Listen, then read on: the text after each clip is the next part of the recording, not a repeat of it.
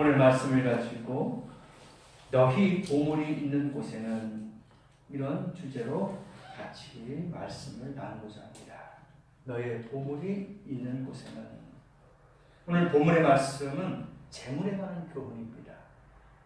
재물에 관한 교훈인데 예수님은 일찍이 하나님과 재물을 겸하여 섬길 수 없다. 이게 누가복음 16장 13절에 나와요. 하나님과 재물은 같이 겸해서 섬길 수 없다. 오늘 본문의 결론이라고 할 수 있는 34절 보니까 너희의 보물이 있는 곳에 너희 마음도 있으리라. 이게 사람의 마음이죠. 하나님이 정확하게 짚으셨어요. 이 재물은 하나님을 대신하는 우상이 될 수도 있기에 그리스도인들이 올바른 믿음 생활을 하기 위해서는 반드시 재물에 대한 올바른 생각을 가지고 있어야 합니다. 그런 의미에서 오늘의 본문의 말씀을 통해 재물에 대해서 그리스도인들이 가져야 할 올바른 생각이 무엇인지 한번 생각해 보자 할 거지요. 먼저 13절서부터 15절까지 보니까 삶과 모든 탐심을 물리치라. 이게 첫 번째예요. 첫 번째 우리에게 주시는 교훈이 모든 탐심을 물리치라.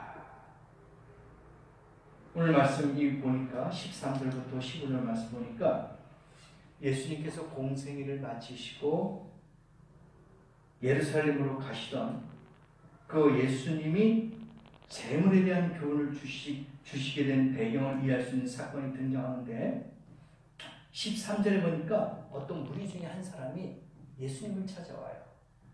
찾아와서는 나와 형과의 유산 상속 문제를 해결해 달라 이렇게 요청하는 거예요.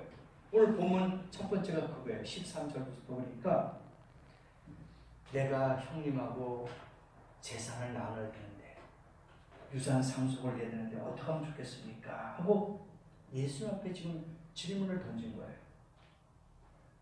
구약 말씀 보니까 민수기 27장 1절부터 11절과 신명기 21장 15절을 보니까 상속에 관한 규례가 명시되어 있습니다. 만일 형제 중에 하나가 이 규례를 어기고 부당하게 상속을 독차지하려 할 경우에는 어떻게 되느냐? 납비를 찾아가야 됩니다. 그래서 거기서 중재 역할을 해줘야 돼요. 그러니까 누가 더 많이 가져갔냐, 누가 덜 가져갔냐 이걸 따지기 위해서는 그때 당시에 납비를 찾아가야 됩니다. 이건 부당합니다. 말 그대로 소송을 거는 거예요. 그럼 납비가 거기서 중재 역할을 해주죠. 바로 이런 이유 때문에 등장하는 이 사람이 예수님 앞에 온 거예요. 그래서 예수님 앞에 물어봐요.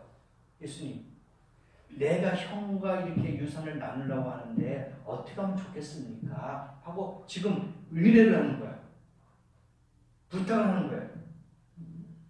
그런데 이 사람은 예수를 단순히 율법에 의해서 판단해주는 그런 랍비 정도로만 생각하고 요구하는 거예요. 어떨 때 보면 참 안타깝죠. 예수님은 메시아인데 만왕의 왕인데 그분에게 이 송상, 이러한 재산 분할 것까지 이야기를 해야 되겠느냐 이거죠. 이거 육신적인 생각만 갖고 있는 거예요. 영적으로 생각을 해야 되는데 현세적이고 세속적인 그리스도인의 그 모습을 보여주는 거예요. 이게. 우리는 영적인 것만 추구해야 되는데 육신의 생각을 먼저 갖고 예수 앞에 나온 거예요. 이 유산을 어떻게 하면 좋겠습니까? 이 재산을 나눠야 되는데 어떻게 지혜롭게 할 수 있는 방법이 없습니까? 이걸 가지고 세속적인 거, 육신적인 거, 물질적인 것만 갖고 예수 앞에 왔다는 얘기입니다. 이게 현실이에요.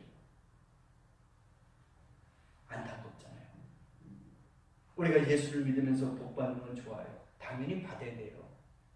그래서 또 이 복도 은혜도 누려야 되지 않겠습니까? 그런데 이 본문에 나온 사람은 그게 아니에요. 영적인 것은 제쳐두고 우선적으로 육신의 생각만 앞세우는 거죠.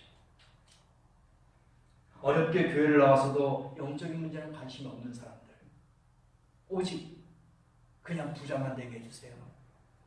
그저 아프지만 않게 해주세요. 복을 빌고 복을 받으려고만 하는 그런 사람들이 많다는 얘기예요. 그러니까 물질적인 축복에만 관심을 갖고 있는 사람들이 의외로 많더라 이거예요. 참 안타깝잖아요. 소중한 시간을 쪼개서 예수님 앞에 나왔음에도 영생의 복이 아닌 세속적인 육신의 세상적인 축복만 구하는 사람들이 많다는 겁니다. 지혜롭게 깨달아야 돼요. 이 교훈의 말씀을 오늘 본문을 통해서 우리가 좀 알아야 됩니다. 어떤 것이 복이고 어떤 것이 은혜인지. 온 천하를 얻고도 우리의 목숨을 잃어버리면 아무 소용이 없는 거예요. 그러나 온 천하를 다 버려도 내가 주님 앞에서 거듭나고 구원의 사람이 됐다면 그거보다 행복한 삶이 어디 있겠습니까? 왜? 천국에는 더 많은 것들이 있잖아요. 원하는 것 다 얻을 수 있잖아요. 15절 말씀 보세요. 삼가 모든 어떻게 해요? 탐심을 물리치라. 그렇게 나왔잖아요. 삼가 모든 탐심을 물리치라. 그렇게 나와 있습니다. 안타까워요. 사람의 생명이 그 소유에 넉넉한 데 있지 아니하리라 15절 나오잖아요. 탐심을 물리쳐라. 사람의 생명이 그 소유에 넉넉한 데 있지 않는다. 그렇잖아요. 맞죠? 아무리 많이 가지고 있어도 그것을 생명하고 바꿀 수 있겠어요? 없습니다. 아무리 중요한 보석을 갖고 있는 할지라도 생명하고 그게 바꿀 수 있어요? 넉넉합니까? 아니요. 부족한 거예요. 생명을 얻기에는 전부 다 부족한 거예요. 넉넉한 건 없습니다. 온 천하를 너희 줄 테니까 너희 목숨을 나에게 줘라? 안 바꾸지요. 내가 목숨을 잃어버리는데 온 천하가 무슨 소용이 있겠습니까? 바로 15절 말씀을 우리에게 그렇게 알려주고 있는 거예요. 예수님이 주시고자 하는 영적인 은혜에 관심을 가져야 한다. 그 말씀이에요. 이게. 그래서 마태복음 16장 26절에 사람이 만일 온 천하를 얻고도 제 목숨을 잃으면 무엇이 유익하리요? 사람이 무엇을 주고 제 목숨을 바꾸겠느냐? 안 바꾼다는 얘기죠. 그만큼 생명이 귀하다 이겁니다. 온 천하를 얻은 자라 할지라도 영생의 은혜를 얻지 못하는 자는 불쌍한 불행한 사람이라는 얘기입니다. 잠시 있다 사라질 그 물질이 아니라 온 천하보다 귀하다 하신 생명을 얻기 위해 예수님을 찾고 또 그 은혜를 구할 줄 아는 지혜로운 자가 되어야 된다. 그 말씀이죠. 두 번째 알려주십니다. 16절서부터 21절 말씀. 어리석은 부자에게 하는 비유입니다. 어리석은 부자. 유산 상속 문제를 해결해달라는 남자에게 예수님께서 그랬죠. 모든 탐심을 물리쳐라. 욕심 부리지 말아라. 15절 말씀해 주셨어요. 책망하신 예수님이 이제 한 비유를 들어서 탐심을 부리는 삶의 어리석음에 대해서 설명합니다. 이것이 16절에서부터 21절에 등장하는 어리석은 부자의 비유입니다. 우리가 너무 잘 알고 있죠? 이 부자 청년 보세요. 이 부자를 어리석다 하신 것은 자기 중심적인 삶을 살았습니다. 이 부자는 그래요. 자기 중심적으로 살았어. 여기에서 내가, 자기 자신을 가리키는 거겠죠. 내가라는 말이 계속 반복됩니다. 내가. 한 해의 농사를 마무리 짓고 큰 소출을 얻은 부자는 그 모든 것이 내 탓이다. 내 것이다. 이게 주장을 했고, 또 그렇게 얻은 소출도 자기를 위해서만 쓰겠다고 말하고 있고, 17절서부터 19절까지 보니까 내가 또는 나의 이런 단어가 6번이라는 단어예요. 내가, 나의 것, 나 6번씩 나와요. 자기 중심적인 거예요. 자기가 다 이루어진 거야. 자기의 능력이라는 얘기입니다. 자기가 다 해냈다 이겁니다. 여기서 부자가 뭐라고 합니까? 곡식도 내 거고, 물질도 내 거고, 물건도 내 거고, 심지어 영혼도 내 것이라는 주장을 하고 있는 거예요. 그러니까 이 사람은 교만이 하늘을 찌르는 거야. 너무나도 자기 중심이야. 다 내 것이야. 내 것이다, 내 것이다. 이 10절 말씀 보세요. 하나님께서 경고했어요. 이 어리석은 자야. 그렇죠? 어리석죠. 물질 만능 시대. 물질이면 되는 줄 알고, 돈이면, 재물이면 다 되는 줄 알고. 그럴 때 예수님이 경고했습니다. 어리석은 자야. 오늘 밤에, 오늘 내가 너의 영혼을, 너의 생명을 거둬가면은 네가 그렇게 자랑하고 뽐내고 교만 떨었던 그 재물들은 누구 것이 되겠느냐. 경고한 거예요. 아찔하죠? 뒤통수 맞은 거예요. 예, 망치로 뒤통수 맞은 것처럼 띵 한 거야. 그러네. 그 많은 것을 다 가지고 있고 품어놓고 다 내 것이다. 내가 일궈냈다. 내 능력이다 했지만은 예수님께서 그래? 그럼 오늘 밤에 네 생명을 내가 취해가면은 그럼 너 죽으면은 그 재물 누구 것이 될 겁니다. 이 어리석은 사람아.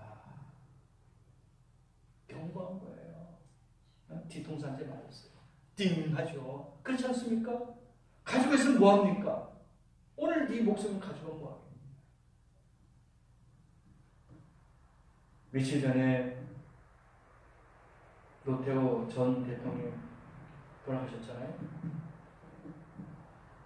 그분이 돈이 없었겠어요? 아니면은 뭐 능력이 없겠어요? 권력이 없겠어요? 다 있습니다. 근데 나이가 들고 병 들고 힘들면은 그 재물, 그 권력 필요 없는 거예요. 그냥 한 줌의 흙이 됩니다. 화장해 보세요. 이만큼밖에 안 나와요. 근데 그걸 뭘 그렇게 싸우고 다투고 빼앗고 훔치고 왜 그렇게 사는지 모르겠어요. 그 재물 많이 있어도 자식에게 불행한 거예요.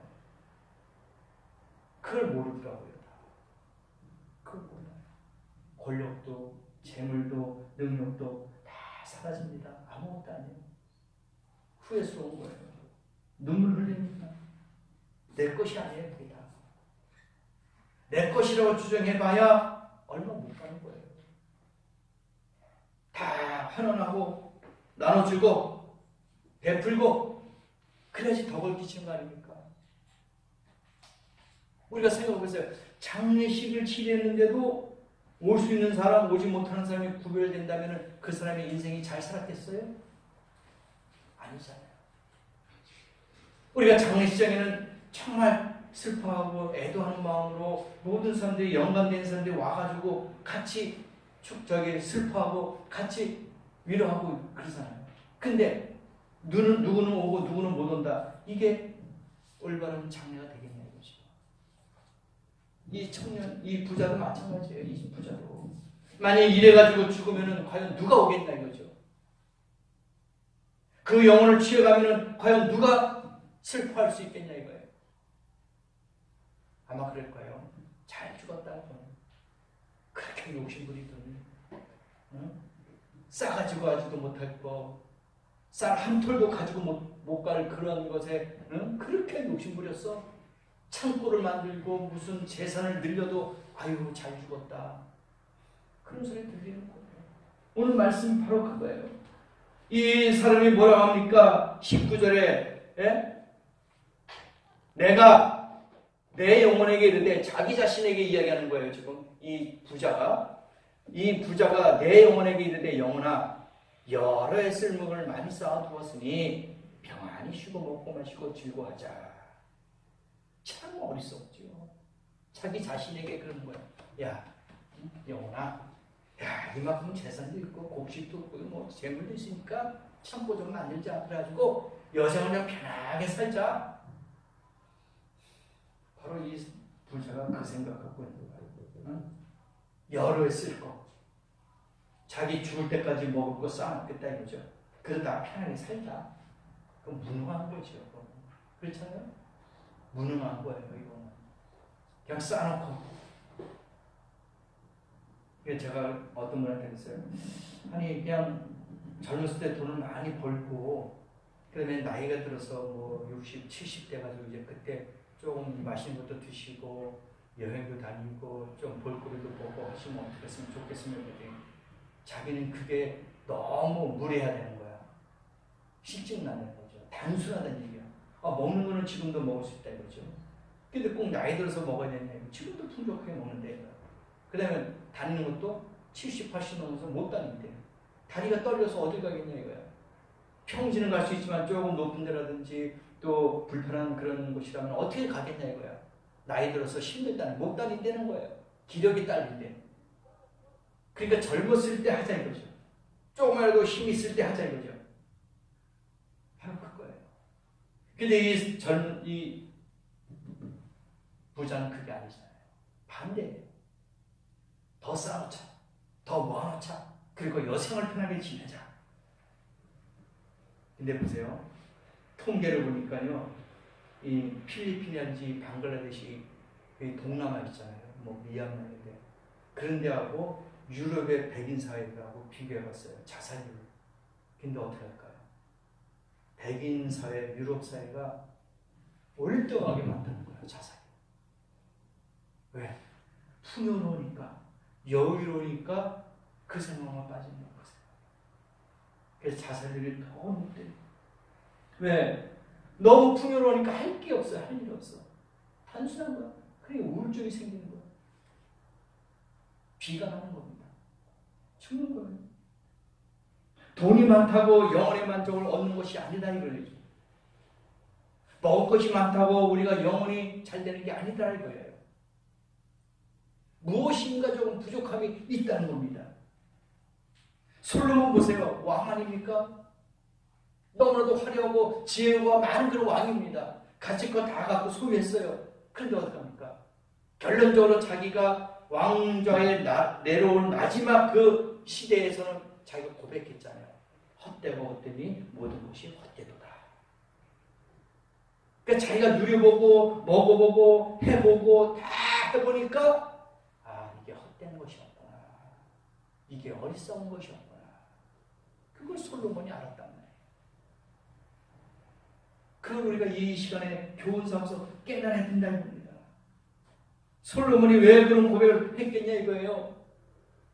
누려보니까 아무것도 아니더라 이거야. 맛있는 것도 궁궐에서 먹어보고 가고 싶은 것도 가보고 명령을 지시해가지고 권력도 권세도 누려보고 다 된 거야. 근데 이게 전도서가 다 솔로몬이 그 자기가 고백한 거 아닙니까? 그러니까 1장 2절에 딱 보니까 헛되고 헛되니 모든 것이 헛되도다 하고 결론의 고백을 내는 거야. 그렇구나. 인생사가 모든 게 헛되구나. 그래서 누가 말 그대로 있을 때 잘해. 있을 때 잘해. 있을 때. 없을 때 잘하는 게 아니라 있을 때 잘해. 그래서 우리 사랑하는 성도 여러분, 있을 때 잘하는 성도 되고 합니다. 그래야지 복 받아요. 없을 때 잘할 수 없잖아요. 있을 때는 할 수 있잖아요.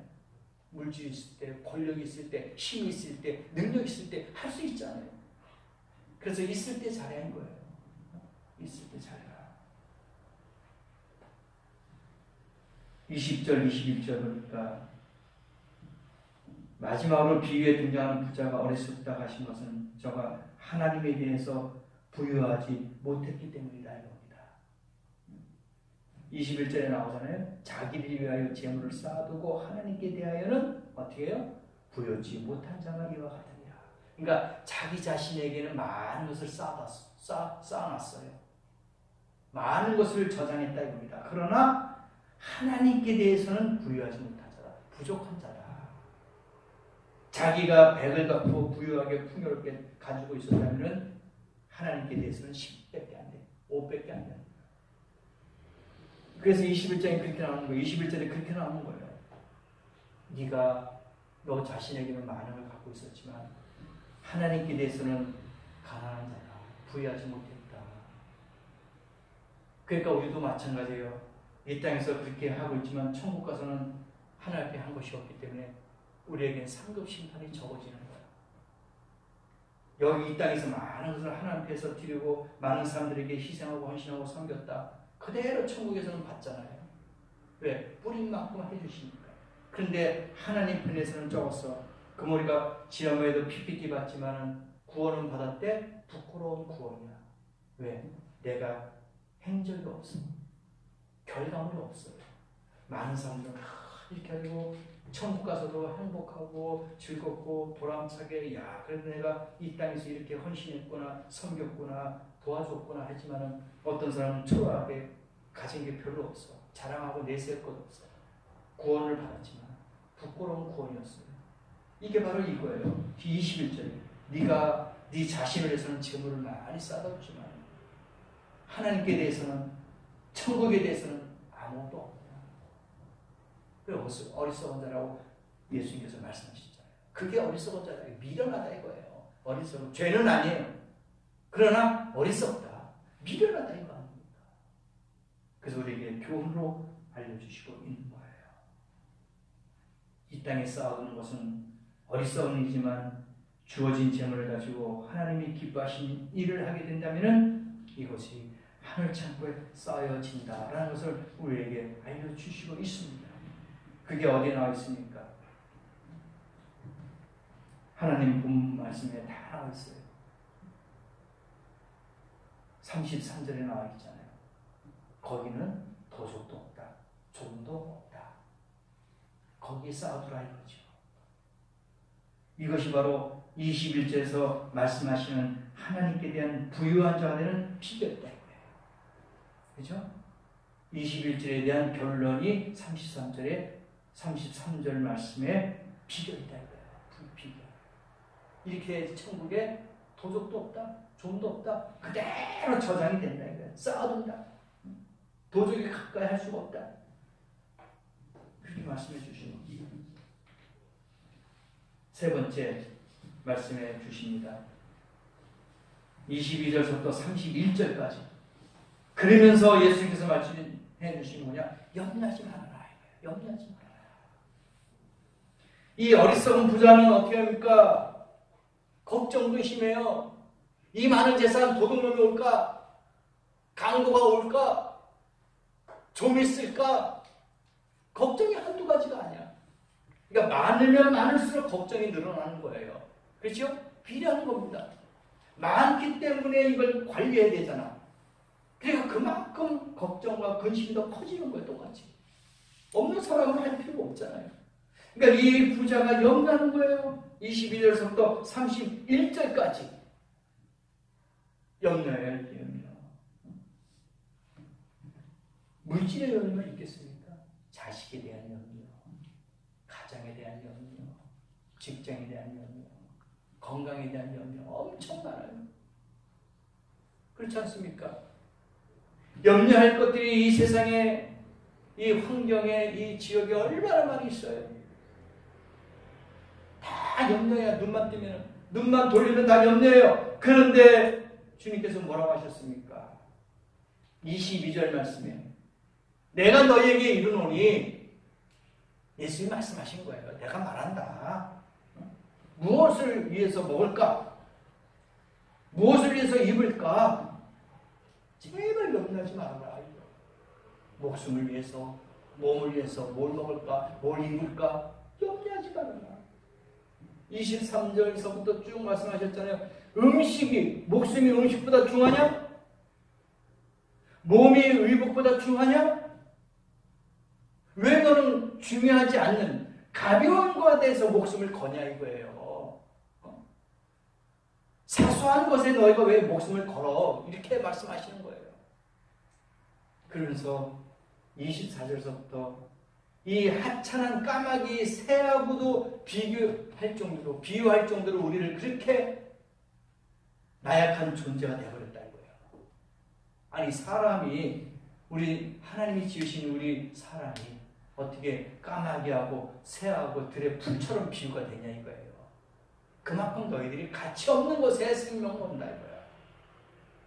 그만큼 값어치 없는 것에 네가 목숨을 건다 이거예요. 그래 너는 까마귀하고 새하고 풀하고 비유가 될 수밖에 없는 거야. 천하게 천한 그런 것으로 지금 바닥으로 떨어졌어요. 우리 생각이. 이게 교훈을 주는 거예요. 얼마나 한심스럽습니까? 그러면서 염려하지 말아라. 응? 왜 걱정을 하느냐? 왜 근심을 하느냐? 새 봐라. 먹이 모아두느냐? 까마귀 봐라. 뭐 저장해놓고 먹느냐? 아니다. 매일매일 그때그때 새로운 것으로 공급한다. 너희도 그렇게 걱정하지 말아라. 하나님이 매일매일 새롭게 복을 주시고 기적을 만들어 주신다 이거예요.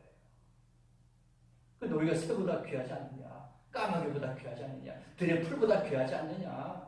그런데 왜 염려하고 근심 걱정하고 있느냐? 그걸 우리에게 알려주시는 거예요. 하지 말아라. 다 맡겨라. 요즘 인터넷 보니까 먹방들이 많이 나오죠.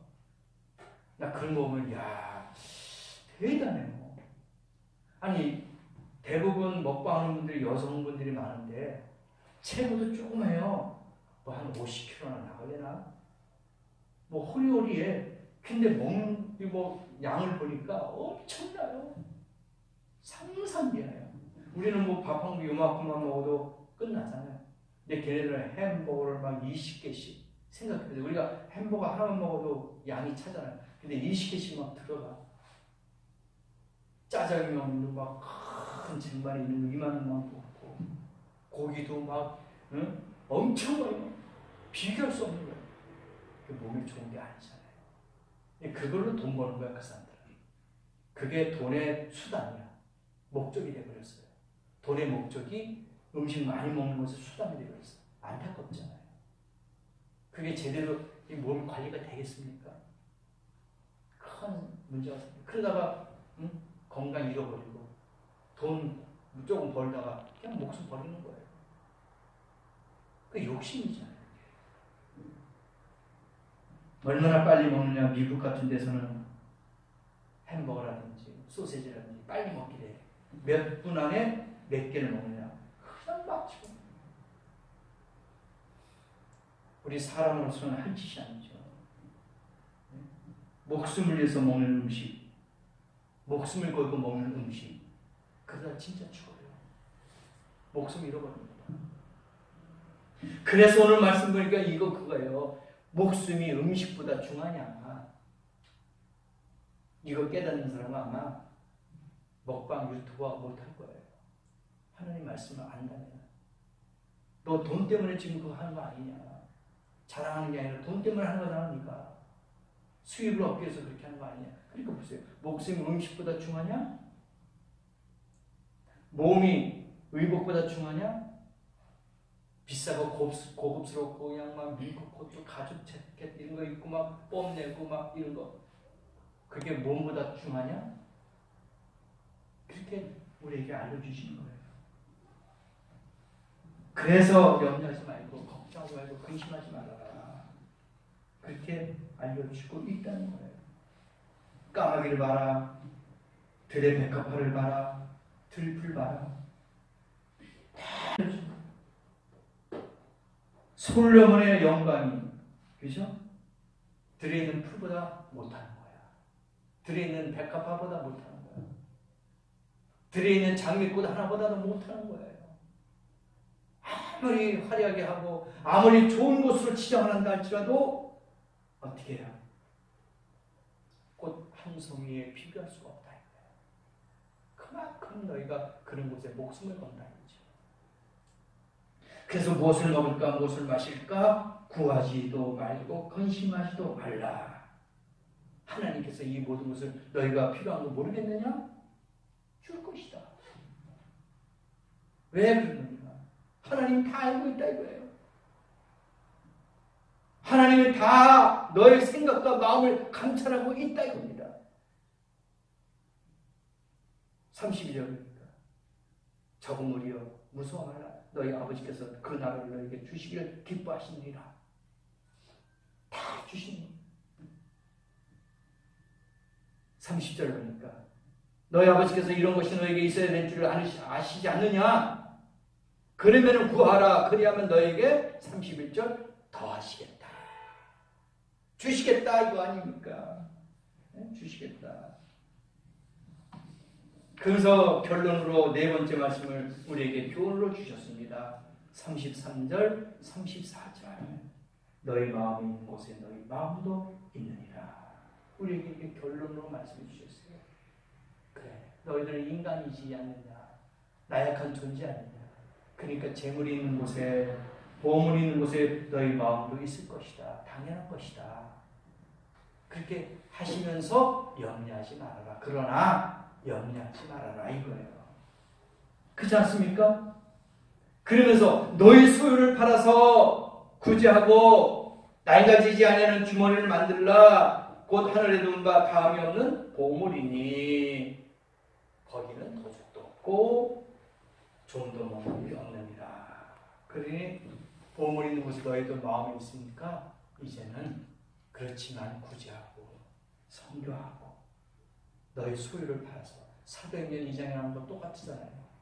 오순절날에 딱 모여서 할 때, 그죠? 서로 물건을 통용하고 네 거 내 것 없이 팔아서 어려운 사람 나눠주고 구제하고 이거예요. 초대교회 그거하고 말씀이 맞잖아요. 너희 소유를 팔아서 구제하라. 어려운 사람을 구하라 이거예요. 어려운 사람에게 나눠줘라 이겁니다. 그래서 13절부터 시작된 물질에 대한 교훈의 결론이라고 할 수 있습니다. 헛된 물질을 추구하는 삶이 아니라 하나님의 나라와 의를 구하는 삶을 살며 여기서 한 걸음 더 나아가서 주신 물질을 가지고 하늘 보아 하늘 창고에 쌓아둬라. 이걸 알려주신 거예요. 예수님 앞에 나왔다면 물질이 아니라 영적인 것을 구해야 될 줄 믿습니다. 탐심에 매여 매일같이 무엇을 먹을까, 무엇을 입을까 염려하며 세상적인 것만 추구하는 삶이 아니라 하나님 나라와 의를 구하는 것이 되어야 될 줄 믿습니다. 너희 보물이 있는 곳에 너희 마음도 있으리라. 그렇게 우리에게 경고의 말씀을 주셨어요. 주신 물질을 가지고 하나님이 기뻐하신 일을 사용함으로써 천국의 보화를 쌓으면 우리 마음도 천국에 머물게 될 줄 믿습니다. 그러면서 오늘 이 교훈의 말씀, 주님 오시는 그날까지 아무 염려, 아무 근심 걱정하지 마시고 있는 그대로 누리면서 풍요로울 때, 여유가 있을 때에 구제하고 섬기하고 나눌 수 있는 그런 복된 성도가 되셔서 천국에서도 많은 재물과 보화와 여러분의 상급으로 축복받는 행복한 성도가 되시길 예수님이 축복합니다.